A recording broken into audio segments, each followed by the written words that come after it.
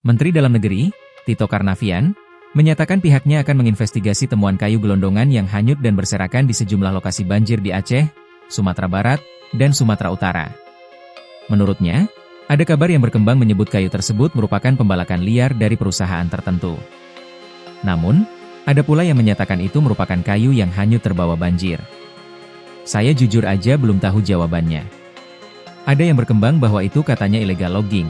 Ada juga yang itu katanya kayu yang sudah lapuk. Itu belum tahu, ujar Tito dalam konferensi pers usai rapat koordinasi persiapan Nataru dan penanganan bencana, Senin, 1 Desember 2025. Tito mengaku pihaknya masih enggan berspekulasi mengenai kayu tersebut. Sebaliknya, ia meminta aparat penegak hukum untuk melakukan investigasi terkait kasus tersebut.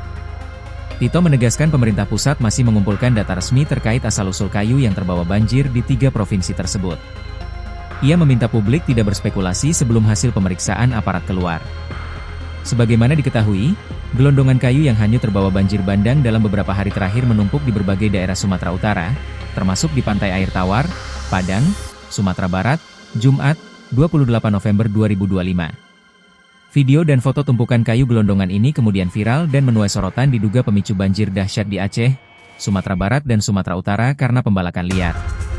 Komisi 4 DPR akan memanggil Menteri Kehutanan, Menhut, Raja Juli Antoni untuk meminta penjelasan terkait dugaan pembalakan liar yang mencuat setelah kayu gelondongan berukuran besar terlihat hanyut dalam banjir di Sumatera.